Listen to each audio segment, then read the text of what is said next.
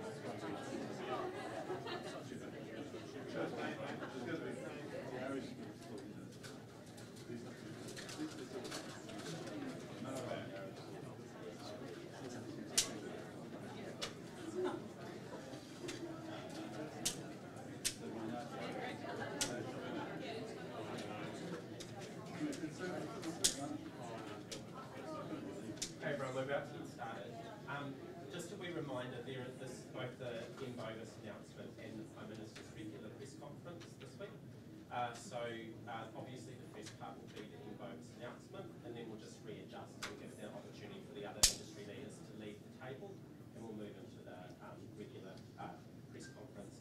PM does have to be away between 4:35 and 4:40, so we will be winding it up pretty strictly at that time. Okay? Thank you.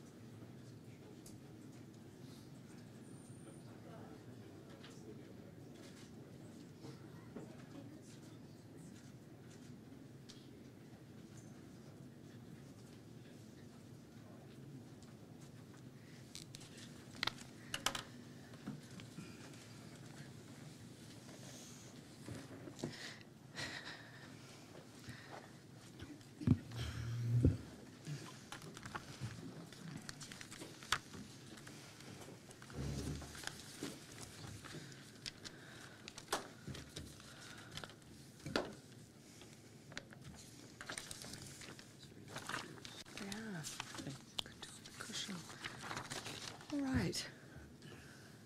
Good afternoon, everyone, and welcome. Thank you for joining us this afternoon for this announcement. Before I begin, I am aware that we have nameplates in front of us, but the description of who everyone is here and who they represent is rather small. So skipping over the Minister, I will ask those who are at the table today if perhaps we start with quick introductions so everyone has an idea of who's represented.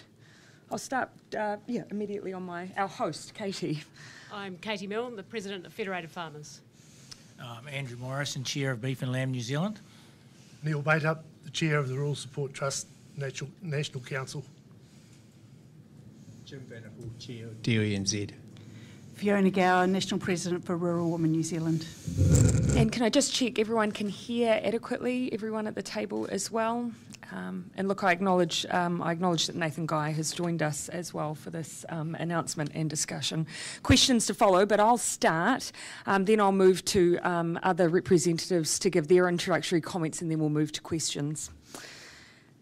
Cabinet has today joined with industry and collectively decided to attempt the eradication of the cattle disease Mycoplasma bovis from New Zealand.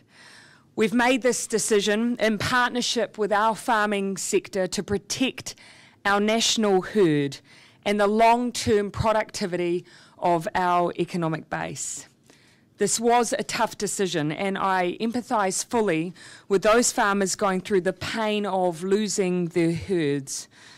We essentially had three options in front of us today: phased eradication, long-term management, or doing nothing. Our plan to eradicate Mycoplasma bovis over time will require significant resources from both government and the industry, but to not act would cost even more. Cabinet today agreed with a decision that was essentially indicated by industry last week on a phased eradication plan that all up could cost $886 million, paid for in partnership between government and industry. Of this, $870 million is the cost of the response, including compensation, and there will be an estimated $16 million cost to the industry due to lost production as well. To not act at all is estimated to cost the industry $1.3 billion in lost production over a 10-year period, with ongoing productivity losses across our farming sector. This does not include the unquantifiable cost of what allowing the disease to remain in New Zealand would have on the well-being of our rural communities. Likewise, long-term management would have meant farmers throughout New Zealand were faced with the uncertainty and the anxiety of whether this disease would appear in their herds. That is why we've made the decision to attempt eradication. I personally do not want to look back on this time, having seen the full impact of this disease on the productivity of our farming sector and the well-being of our rural communities, and say, I wish we had tried harder. This is an ambitious plan to attempt eradication, and we will reassess as partners together, government alongside industry, to ensure that we are on track. It is in the national interest of our country to be free of Mycoplasma bovis. We regularly see the difficulty faced by farmers overseas when they find M. bovis in their herds. It is heartbreaking. The social and economic impacts are too large to ignore, and I know some of those countries openly express regret that they too did not try to eradicate this disease. We have this one shot to eradicate, and we are taking it together. I'll hand over now to our Minister of Agriculture and Biosecurity to make a few comments. Kia ora. I'd just like to thank my Cabinet colleagues and industry leaders for making the hard call today to attempt eradication, which is the right decision. It's a tough call. As a former share milker and farmer, I can relate to the terrible situation facing anyone who has to cull their herd. I know there will be farmers who debate this decision. I've had calls and emails from some saying cull the herds and others saying stop the culling.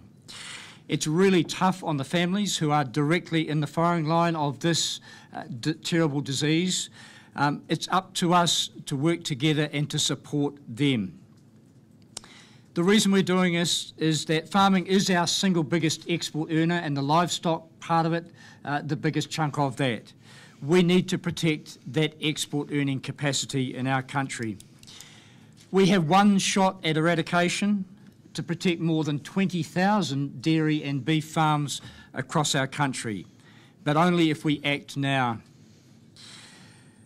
Can I say that mass culls are necessary, unfortunately, because there's no clear, reliable test for identifying a single animal that is infected with the disease. The chances are that if one animal in the herd has it, then the rest of the herd can be infected. We are undertaking phased eradication, and just to run through a few of the points there, culling all cattle on all affected properties along with cattle on most restricted properties will occur. All infected farms found in the future will also be depopulated. These farms will remain in lockdown. Following depopulation, our farms are disinfected and will lie fallow for 60 days, after which time they can be restocked and farming can recommence. There will be active, intensive surveillance across the livestock sector for the next 10 years. I'd just like to acknowledge all those farmers who have been affected by this to date. There are some very generous and kind people who are facing some very difficult times, and our heart goes out to them. Can I say there will be some flexibility for the farmers in the timing and culling to offset production losses and to allow them to work through this difficult situation. Can I say that biosecurity is absolutely important for our country. This is a wake-up call for us all. We're working through a process of upgrading our biosecurity system, improving our national animal identification and tracing system, making sure that they are more user-friendly and more effective to enable us to better trace stock into the future. Can I just say in final comments that farmer welfare is at the forefront of everything we're thinking about. There are some farmers and families who are facing some severe stress. We want to encourage everyone who knows one of these people who lives in a rural community to get out there and support those people. Together we can get through this. hopefully eradicate this disease and move on to a better farming future. Thank you very much. Thank you, Minister. Katie. Yeah, this has been the toughest week, this last week, to be faced with making this decision. Being part of it has been an excruciating experience. But it was always, from the start of the whole process, that while it looked like the science said that there was possibility of eradication, we backed that thought all the way through, that eradication was where we needed to go. We still believe that getting rid of it is the preferred option. You know, living with this is hard. We've seen what happens overseas, and we've seen all the rhetoric and all the other bits and pieces around it. But at the moment, being able to have a crack and offer compensation is key. And this is one of those times when you've got to take that call and have a crack. We're looking after the whole of New Zealand's herd, and unfortunately it means that there's less than 0.5% that are going to have to take the knock for the rest of us. We're going to wrap around some really good support around our farmers who are going to go through this. This is a tough time, and the pain and anguish they're going to go through is really hideous, and we have to support them as neighbours, as community members, farmers, friends, and so on. And our focus is going to be to continue on to make sure that they get that support and make sure that the system provides the compensation quickly and adequately and all those things to make this as easy a process as it can be, given it's such a difficult process. Should just move down the line. Okay, yeah, Andrew Morrison, Chairman of Beef and Lamb New Zealand. There's been multiple references to this has been a really tough decision, and as a Southland farmer I live in one of these communities and I'm aware of the impact on the responses that farmers in all the affected regions around New Zealand. Farmers that are affected are under huge movement restrictions, they're under huge pressure and uncertainty. But that uncertainty and anxiety spreads much wider than those directly affected, right across the rural communities. So our goal at Beef and Lamb New Zealand, we always believe to have the right information in front of the people will lead them to the right decision, and that's what's brought us here today. It is a decision that could have gone either way, but in the end the key thing was that eradication is only on the table for a limited time, and once it's off the table, it's off the table forever. We have a window of opportunity here. For Beef and Lamb, it's fundamentally important in a close decision to have some clear trigger points going forward to make sure the course of action we're following continues to make sense. This will be a key part of planning moving forward, and our hope is that with a united effort, the difficult challenge of eradication can be met. Then we can turn our work to the crucial work of ensuring that we learn everything we can from this response that makes us better prepared for the future. Thank you. Neil? Yep. Okay, Neil Bader, Rural Support Trust. There's been a focus, and rightly so, on the disease, the farms and the animals, but a really important part is the people. As some of the earlier speakers have noted, there is a lot of pressure and stress on people. Any disease eradication or control program is very stressful and takes a toll on the people involved, the farmers, the share milkers, the managers, the farm staff. The Rural Support Trust is a totally independent organisation which can supply free and confidential support to individual farmers as required. MPI has supplied the contact details of all the farms under some form of restriction due to the program in place, and we've been supporting them through the process, and I'd have to say that the team in the South Island have been doing a great job down there. It's important that all farmers support those that are affected by no fault of their own, because those farmers are taking a hit on behalf of all farmers, so it's important that we get around them and support them. Thank you. Thank you, Neil. Jim? As a dairy farmer myself, and as a representative of all dairy farmers in New Zealand, this decision represents hope that as a country we might be able to eradicate this disease. We believe it is possible to eradicate because our experts are telling us that it is. And we have one chance to do so. We do not want to regret not taking that chance. Our decision to continue to eradicate is about ensuring that the 99+% of farms and animals who don't have it, don't get it. and we will do everything we can to try and keep it out of those farms. But we have to acknowledge that there are farmers that are doing it hard, and it is very personal for them. We are here to give those farmers the support that they need. I personally will continue to push hard to put the right support package around the people that need it. We need to undertake that someone, whether it's from DNZ, MPI or one of the other sector groups standing here today or sitting here today, will be driving up the driveway of any of the directly affected farms in the next week to give them support. Whether it's to help fill out forms, get access to feed, management plans, or just someone to talk to or get advice from. We're here to help those affected farmers. We have one chance to try and get this right, and we believe we should take that chance. It is vital now, as we push towards phased eradication, that we all apply on-farm biosecurity measures, complete NATE, and access the information we need to make good decisions. There is a range of rumours at the moment, and I encourage farmers to talk to one of many farming groups, including DNZ, to get the answers to the questions. I thank the government and all the other farming groups here today who have worked closely together to agree on a way forward for New Zealand. Thank you. Thank you, Jim. Fiona. Kia ora tātou.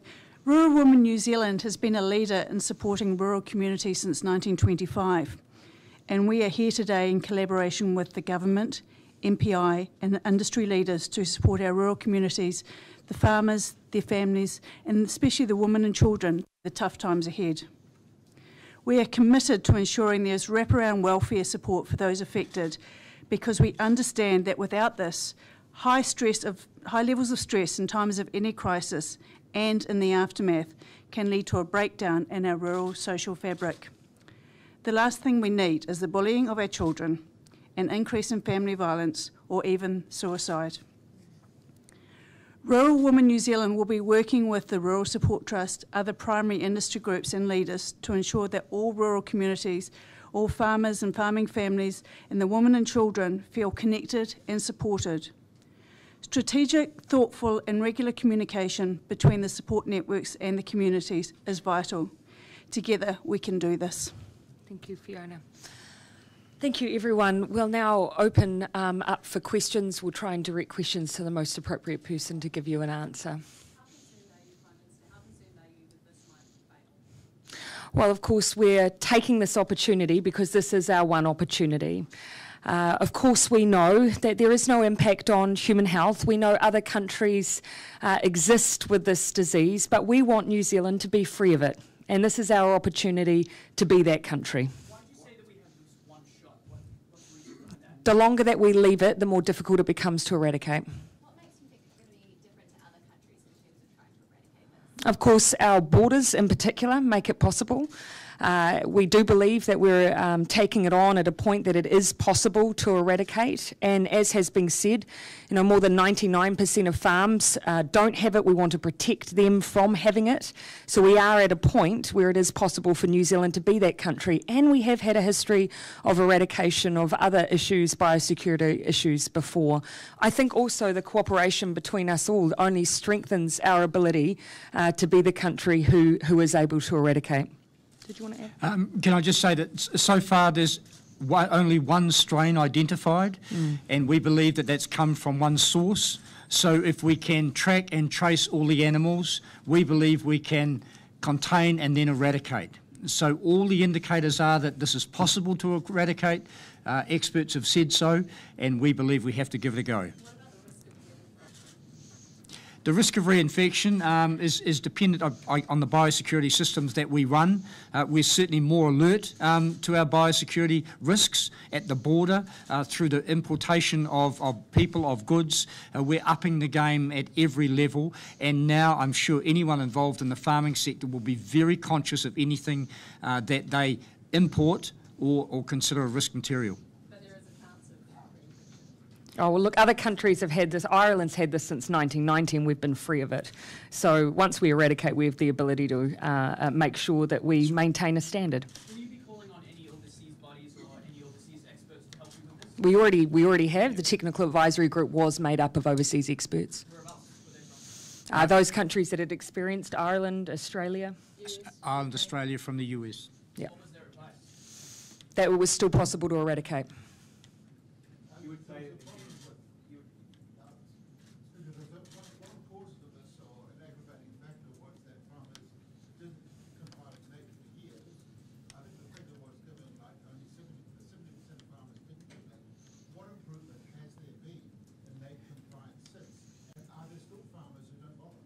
Look, we're working through 23 recommendations from the Independent Review Committee. They will be implemented as quickly as we can.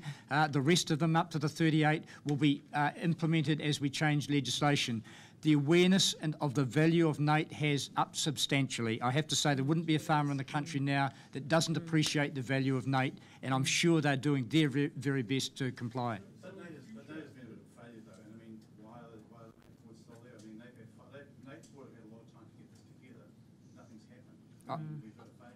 I can't explain why in history. All I'm saying is that we're going to get on and make the changes necessary. So the change is going to be get rid of the boarding. Oh, look, you know, at the moment, we're tackling this issue head on.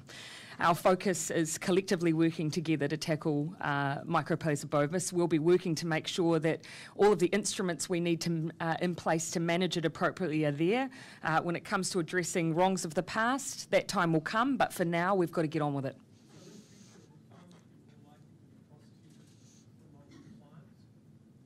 Yes. From ECI, I said earlier that 126,000 cows what they expected last time was expected to be culled over this period. Over 10 years. That's a rough estimate, over 10 years. And that the spring testing would likely create an increase in the number of farms and stock that have been infected. Is there a cut-off point for you in terms of how many livestock will be culled, where you would say that's a penalty or an Look, I'll ask one of the industry members, but just to put that into perspective, so at the moment we're talking about the potential of 126,000 over a 10-year period.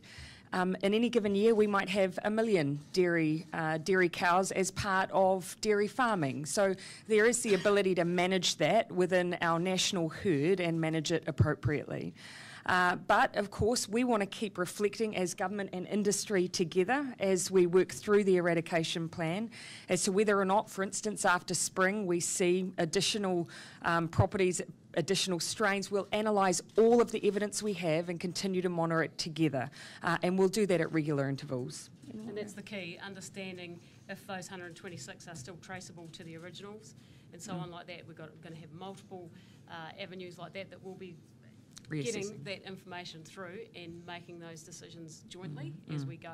But what you're saying is as long as they're still part of that same connection point, then you would be prepared to continue to cull cows up until any number, basically. It's the start of the theory at the moment. Yeah. Prime Minister, obviously this is the cheapest of the three options that you've outlined for us today. You said that other countries have lived and do live with this disease. Is there a reason, apart from the relative cost, that you want New Zealand to be free from MBO? Do you know, I have to say, yeah, of course, you know, you're interested in the cost-benefit analysis, but, you know, I think from our collective discussions, the thing we want to ensure is that we don't allow something to continue that could have an unknown effect on our productivity down the track. And we don't know in the long term what impact it could collectively have on an industry that is incredibly important to New Zealand's economy. So if we have an opportunity to be the country that eradicates this disease, then we'll take it. Of the 153,000 cows that will be culled, how many of these... Over 10 years. Of the 153,000 cows that will be culled, how many of them do you expect will be healthy? Can I say that probably quite a large number of them are healthy. The point was made to me that the majority of animals that we do cull in New Zealand are all healthy.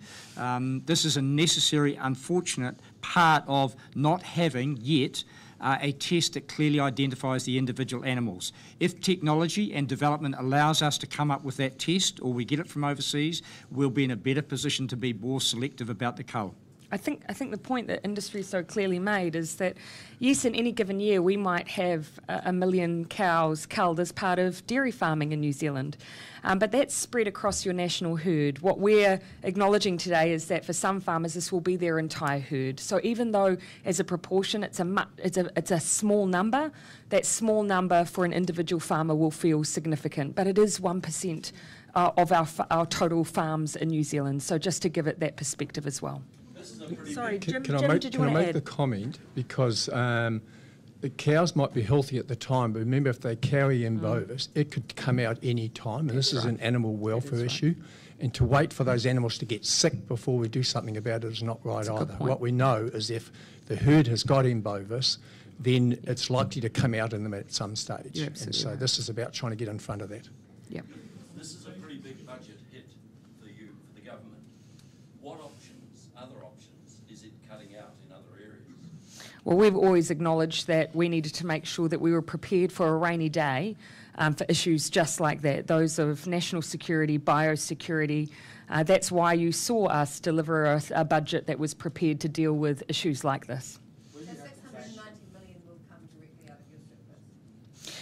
Look, it's for the Minister of Finance to determine how it's accounted for, but I can tell you we were prepared for this. We prepared a budget that was able to carry the load of an incident like this. But the budget said one of the risks to the board projection was the impact of bovis. I think hasn't been equated yet, so you're going to have to change those numbers. As I say, James, we delivered a surplus for the very reason that we wanted a buffer for a rainy day. This is a rainy day.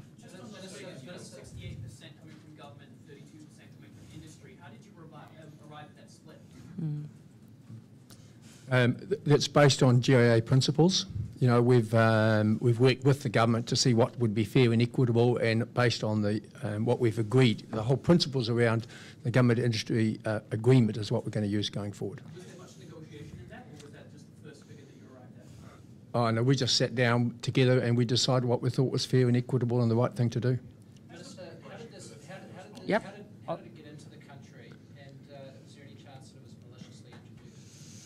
That's obviously something that MPI is directly pursuing, and we have an expectation that they will pursue those who may have been involved with the original arrival of M. bovis in New Zealand. You can see the impact that it's had.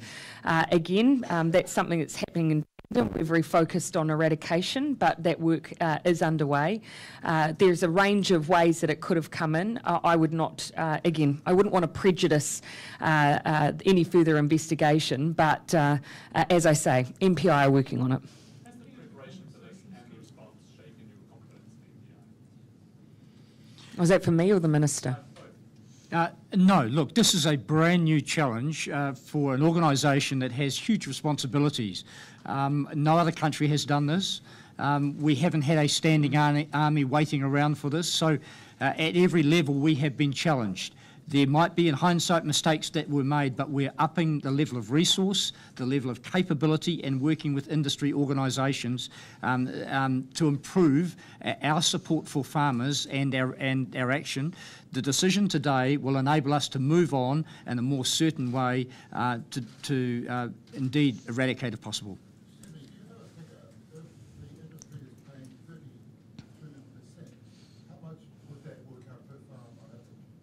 No, we don't. Obviously, that's an issue that we're leaving with industry. What I will say is that won't delay the work around the eradication plan. We have a plan to pursue that, and obviously, government funding will allow us that to happen immediately, and then industry will work through on their side of the ledger how they operationalise the 32%.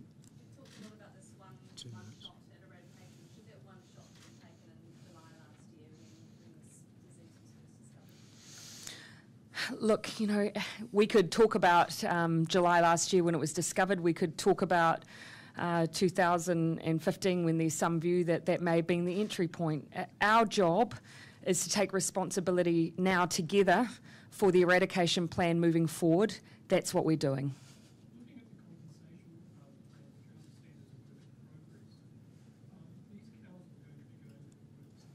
Yes.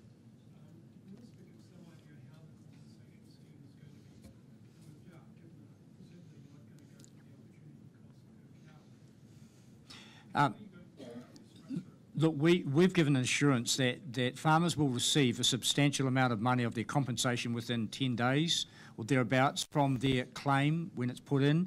It's a complicated process to ensure or to calculate accurately the loss of milk income, but in terms of the loss of their cows, that's a far simpler process, and we've committed to speed up that process to ensure that no one is squeezed financially through their part in this whole process.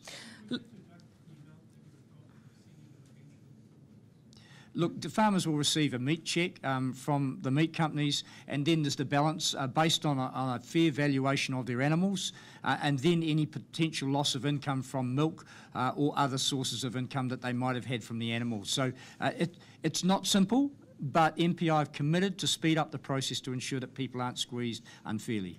Look, last question. What was that, sorry?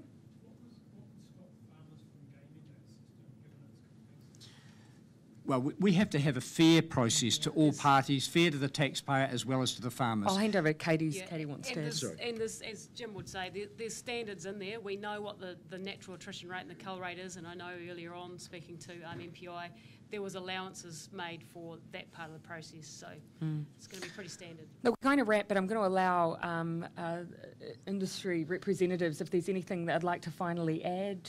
Jim? Probably nothing to add really at this stage. I think we've covered it pretty well.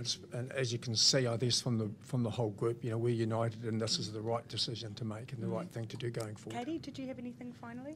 Just that we are really conscious of those people now who we've got to look after in all this, and we're going to make sure that we can do our best there, and actually that they need to reach out as well if they feel it's not enough help, and let us know so we can do more. Okay, everyone, I'm going to do a stand up now, so if you've got any additional questions, I can carry those in the 32. Yes. No. It's an industry percentage. Okay, everyone. I'll now stick around for any additional non-bovis questions you might have. We might do that in the centre, but thanks everyone for your time.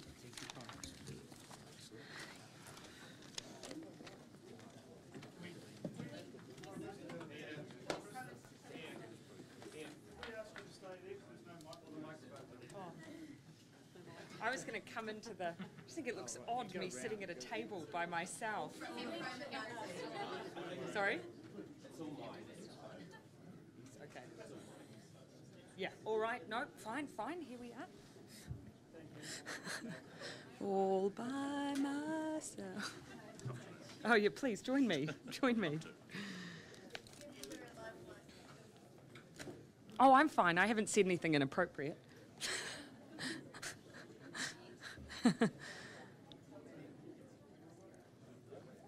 All right, everyone. Look, I won't run through the week ahead because I think probably my team's already come down.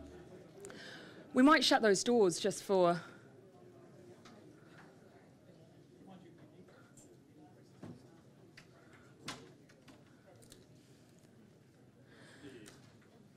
Great. I think you already have an indication of our week ahead. In particular, tomorrow I'll be heading south with the Minister of Agriculture to visit farm-affected areas of bovis. I'll be making a trip to Northland on Friday and various things in between. But look, let me open up for questions. Yes.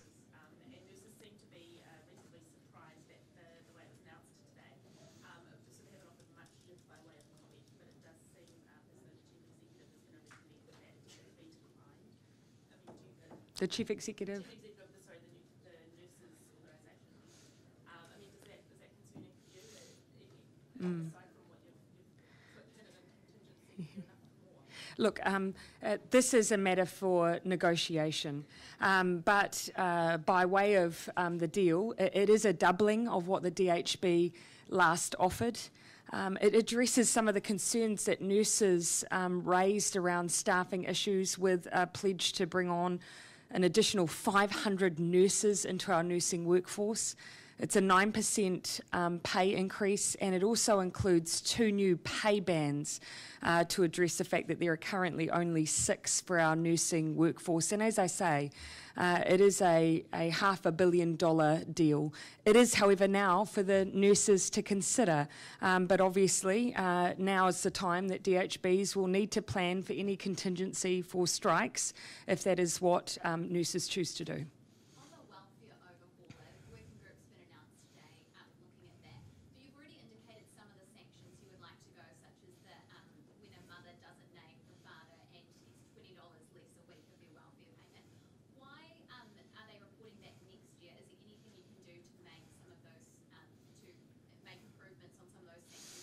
We put all of those things in together because there's an interplay between different rules and sanctions within our welfare system, and it made sense for that expert group to be able to consider them all as a whole.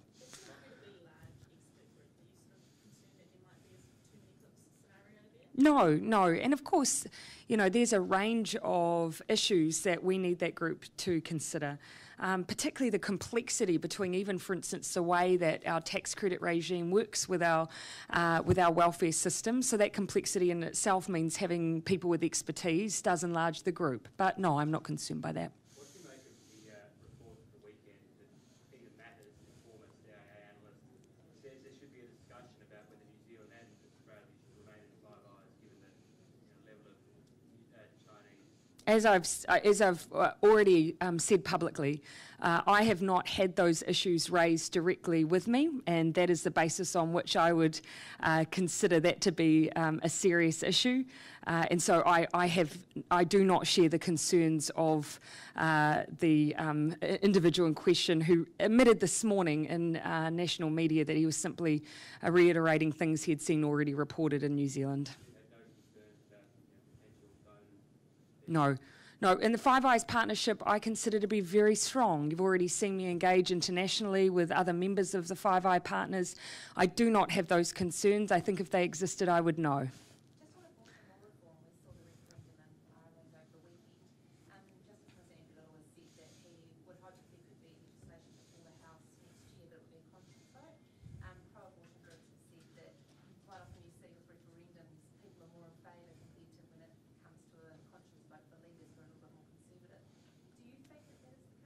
Oh, look, and we're working through a process where I hope we would see a large range of support. I don't want to preempt that, but I hope the process means that we'd have a significant number of parliamentarians who would support the work that's being done. The Law Commission is leading it.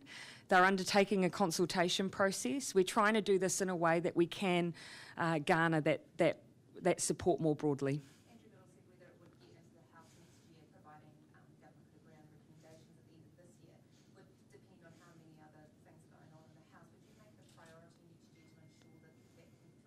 Well, look, I think the first stage is actually making sure that we get that work back and drafted by the Law Commission. It's something that I've said in this term I'd like to see dealt with. And so, focus for me will be making sure that we've got that broad support so that we can see it through to its end point.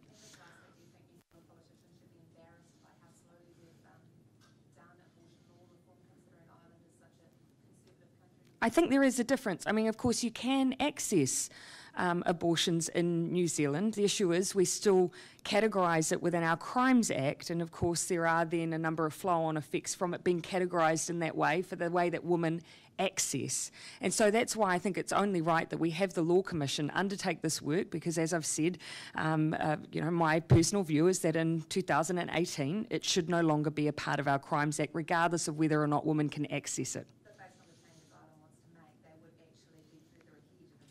And we're doing the work as we speak. In a pre-budget speech, you outlined business confidence as an elephant in the room. The business confidence figures coming out later this week. Do you think that the budget, as conservative as it was enough to get businesses on side?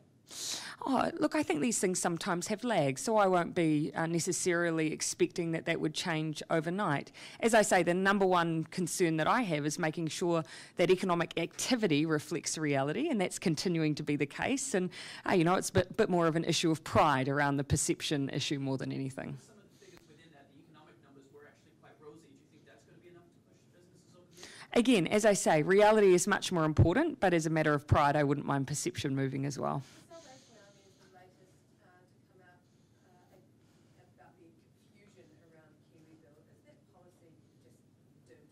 No, because the alternative is do nothing and continue to have a declining home ownership rate, and I don't accept that. Yeah, I mean, I accept that Kiwi Build is ambitious. I accept that no government has tried to address a major gap in the market for affordable home ownership in the way that we are. We need to prove that it's possible, and that's what we're working on.